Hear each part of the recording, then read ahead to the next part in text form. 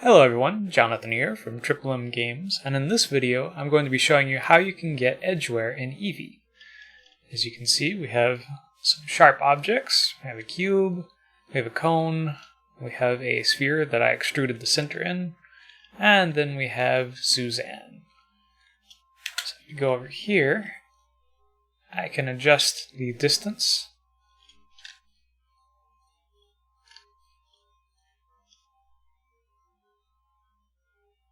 And then I can also adjust the scale, which is just the noise texture.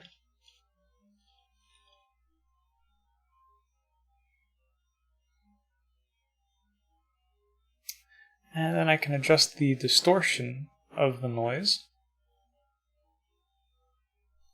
Just give it some really nice effects there.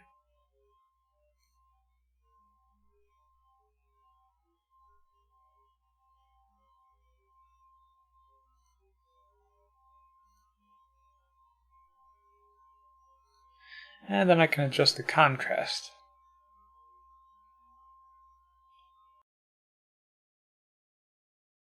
Now this is what hopefully by the end of the video you'll have as well. We will have a edge mix, which is just a bunch of RGB mix nodes to combine both the edge and the base material textures together. Then we'll have an ambient occlusion edgeware group node, which can control all the mask settings. Okay, so I've just opened up a new scene. I'm going to change my render engine over to Eevee. Make sure that you have ambient occlusion turned on. That is very important for this. I'm going to delete my ground object here and just focus on the cube for now. I'm going to make sure that it is auto smooth turned on. I'm going to go into the modifiers, add a weighted normal, keep sharp, and face area and angle. I'm going to press the N key to hide the panel. I'm going to open up a new side view. Go to shader editor.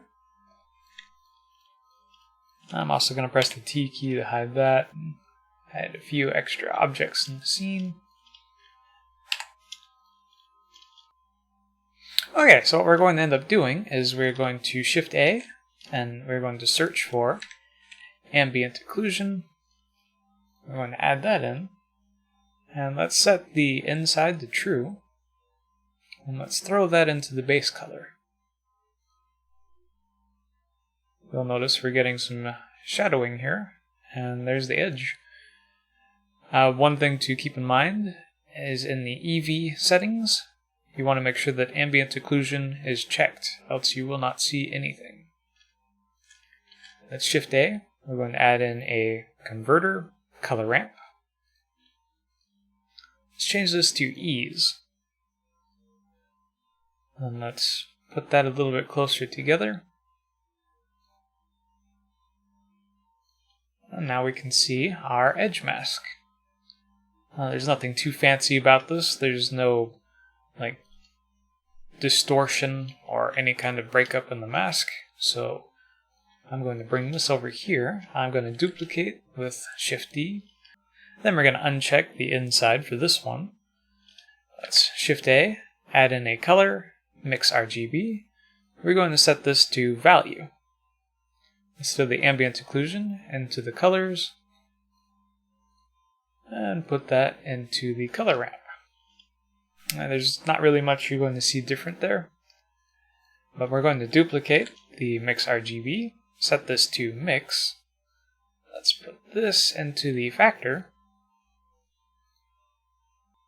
Okay, and then from here we're going to Shift A, add a texture, noise. Then we'll throw the factor into the top color 1. Make sure to set the color to white. And now we have some edge distortion.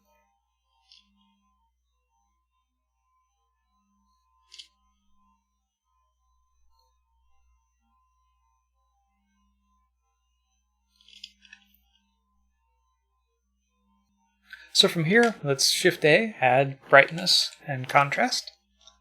And just drag it in there.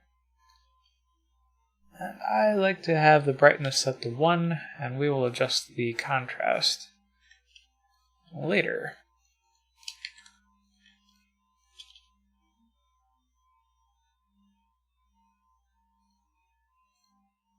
That's bright.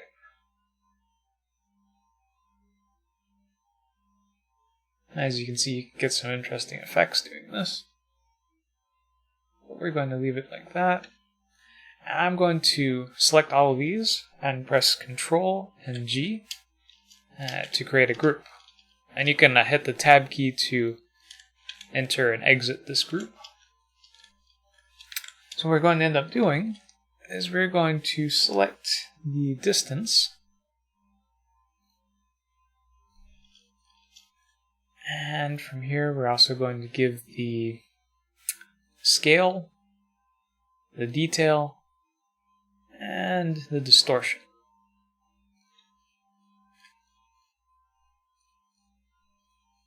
We'll also add in the contrast.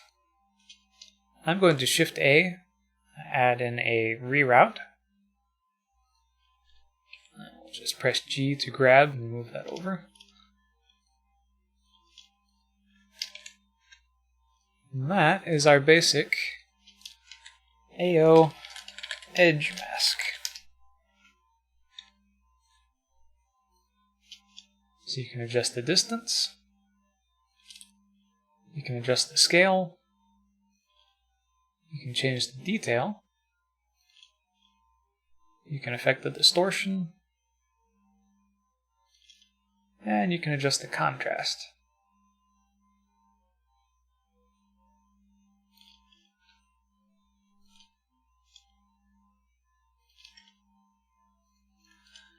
One thing we can also do is press the N key, go to Group, and then we can adjust what our minimum and maximum values are.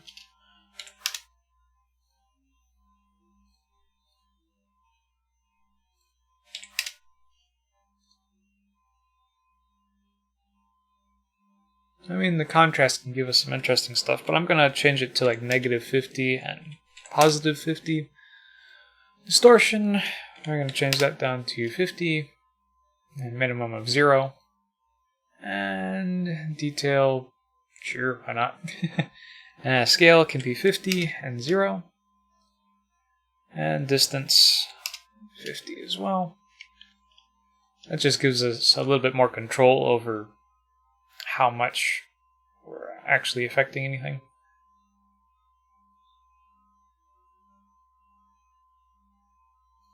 Okay.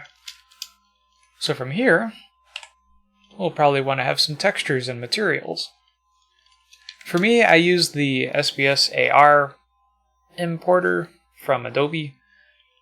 You can also download some free textures if you want. It really doesn't matter as long as you have an albedo, metallic, roughness, and I don't really seem to get any good results from using normals, so I just use displacement instead, since it's a black and white value. Speaking of which, you can just throw that in there.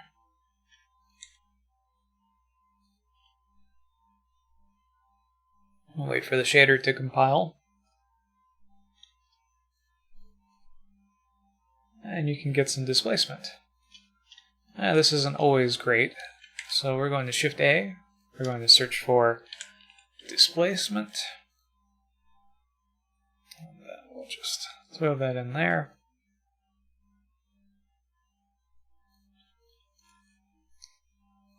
And instead of normal, we're going to set this to height.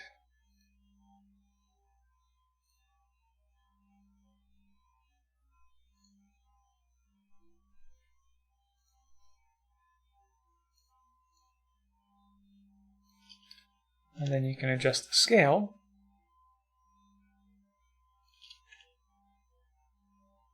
So one thing we can do to make this a little bit less node heavy, I'm going to delete our displacement. I'm going to tab into the ambient occlusion.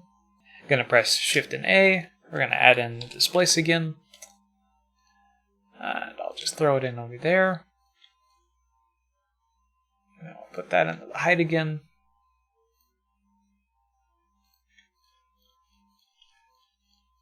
And then we're going to drag in the scale. Select our reroute, duplicate that.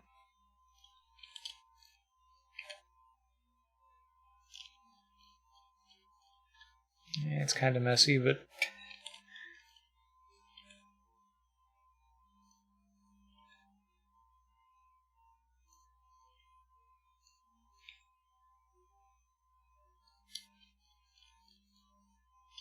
it works.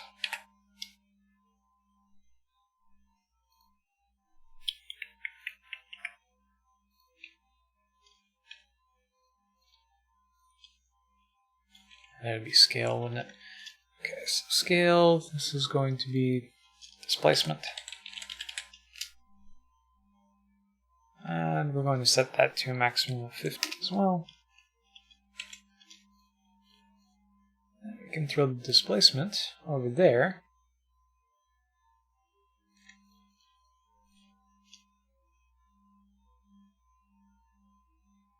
And you can now control how much displacement you get.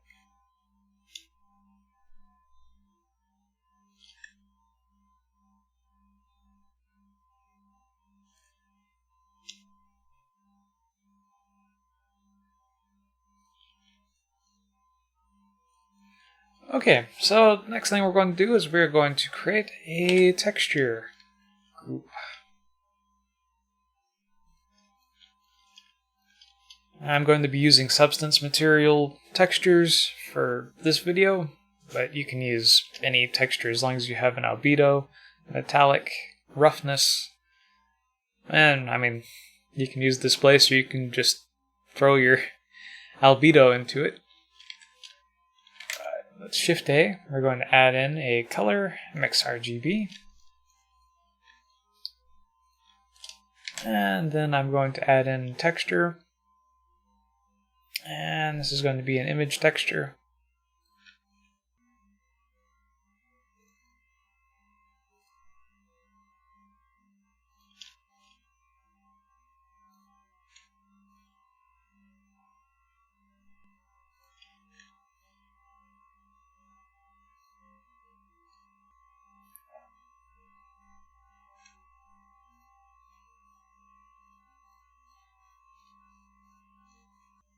Okay, so I'm going to be using the rust brown material from Substance Painter. This is what I'll be using for my edgeware. And then we can just throw in the Ambient Occlusion color into the factor of our mix node. And we throw in the base color of our rusty brown into the color 1. I'm going to duplicate this down. And we're going to open up another texture. This is going to be our base texture. So, search for metal. I'm going to go for metal sandblasted. And just put that into the bottom.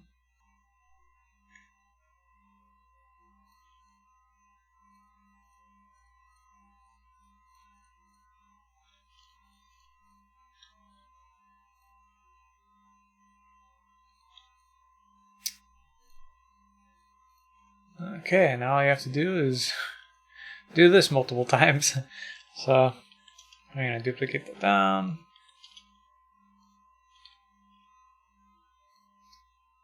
And then we're going to duplicate these.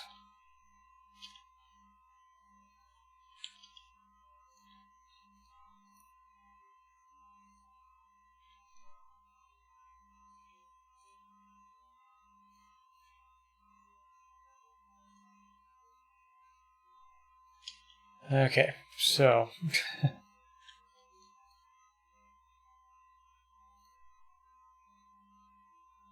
so the basic idea, you have your albedo, you have your metalness, and then you have your roughness. So let's just throw in our metal textures.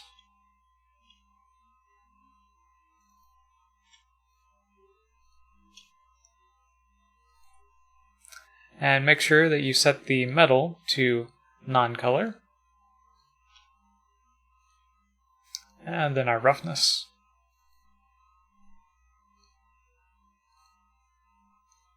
non-color as well. We'll just put that into the metal.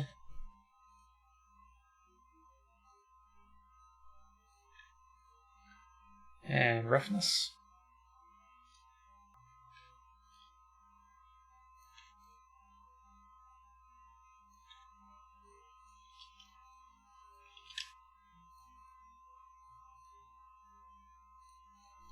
Probably not the best textures for this, but okay.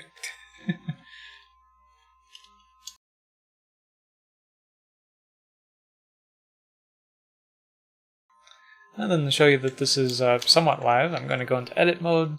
I'm going to Control R, add an edge loop, and Control B, press I, hold Control, and we can move that in. And as you can see, it's somewhat updated whenever we did that. But we have some texture warping here and there, which you can fix by tabbing in the edit mode, selecting everything with A, and then pressing U, and then Smart UV Project. And that pretty much fixed it. But maybe you don't want to do that. So I'm going to go to our textures. We're going to change from flat to box, and blend to 1. And this is going to have to compile every time. So let's change into solid view, and then box, blend to 1.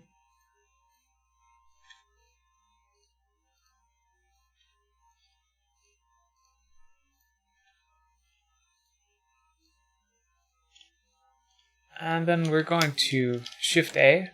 We're going to add an input. This is going to be texture coordinate. And Shift A. We're going to go to vector and mapping. We're going to select generated, put it into the vector.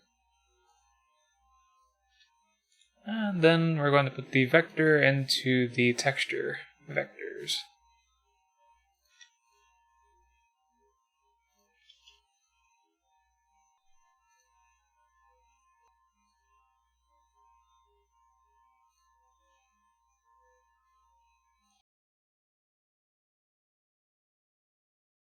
Go into the material preview,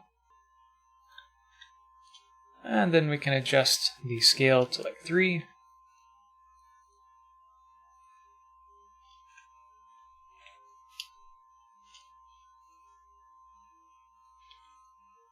Yeah, these materials aren't the best for showcasing that. I'm going to change the distortion down to 0.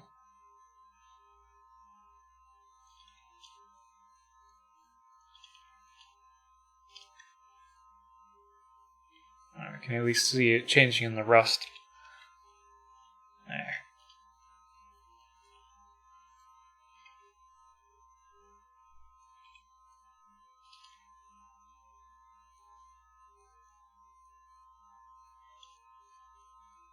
This doesn't look as good as my version, so what we're going to do is we can change that. We're going to select the first texture. I'm going to press Ctrl and G. And then I'm going to select the second texture. Let's go into solid mode while I change these. And Ctrl G.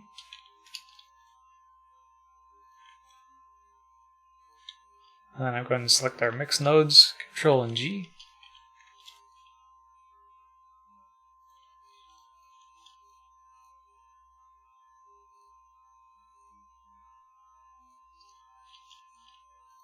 And we're going to adjust that, our mix nodes. Let's see here. I'm going to put our mask at the top. We're going to take our color 2, move it down.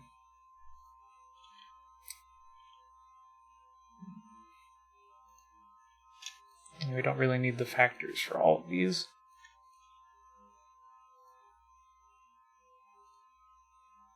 And we can remove the bottom factors.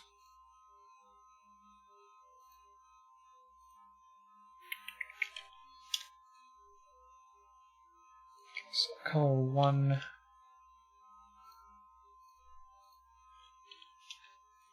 There we go.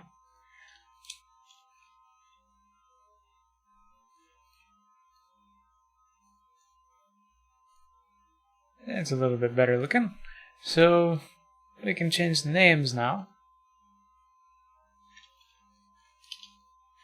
Let's see here, this was our rust brown. And then this was our, what was it, painted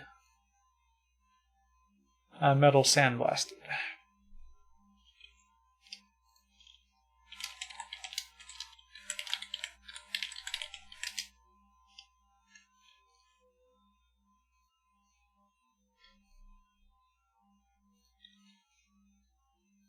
And then this is our texture mix.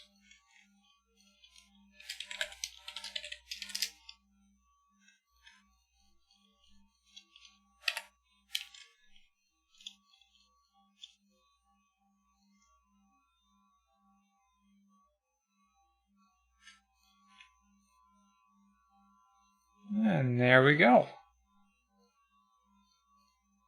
Hopefully this tutorial gave you some information on how to make edgeware in Eevee. Now there's one thing I also want to show you, is if we go into cycles,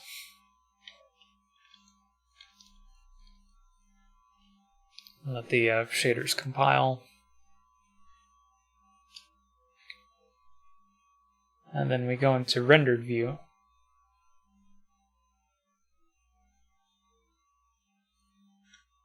It should also work here, but I think the displacement is a little bit rougher.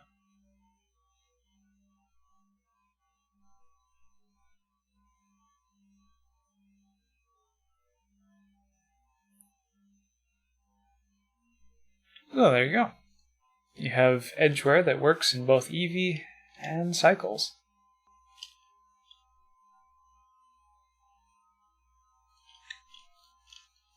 And like I was showing you, you can create a cylinder,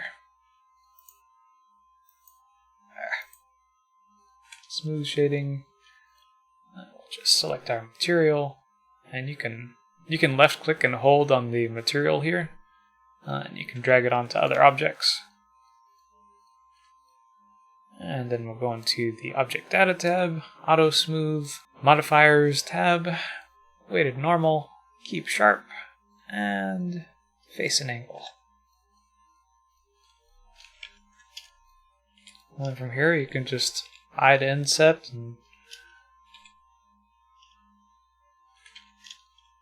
everything should just work.